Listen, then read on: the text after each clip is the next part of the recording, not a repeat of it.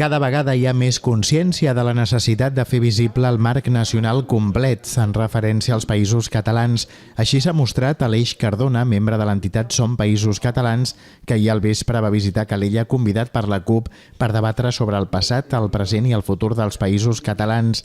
Cardona ha destacat que dins els països catalans hi ha diferents sensibilitats, diferents graus de conscienciació de quina és la realitat nacional completa. Segons ell, això es deu a una política interessada de l'Estat i els seus aliats dins el país perquè no hi hagi una visió conjunta dels països catalans. És evident que no hi ha la mateixa consciència ni la mateixa dinàmica nacional o perspectiva nacional doncs al barri de Bonavista de Tarragona que a la ciutat de Vic.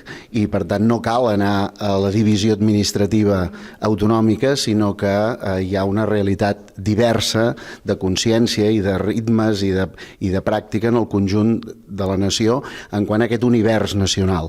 Per la seva banda, Toni Trobat, periodista i activista de les Illes Balears, destaca que des d'allà veuen amb bons ulls i esperança el procés sobiranista.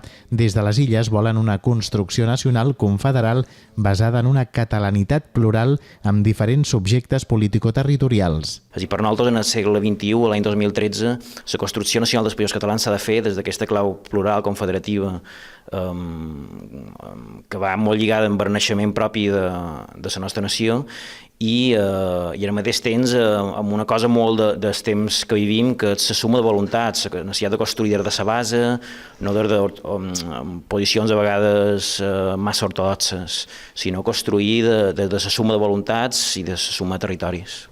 També va participar a l'acte organitzat per la CUP de Calella la militant sindical del País Valencià, Victòria Carrió. Segons ella, al País Valencià hi ha molta consciència a nivell cultural dels països catalans, tot i que s'ha volgut tapar a través d'una forta manipulació mediàtica. Al País Valencià hi ha un moviment independentista prou organitzat i hi ha prou consciència.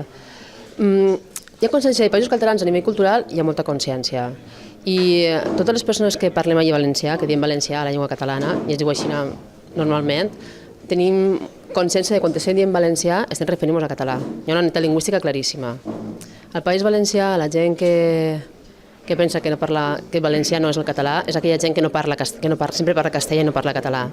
La xerrada d'ahir al vespre va ser la primera de tot un seguit que es faran sota el nom de Vestim Futur.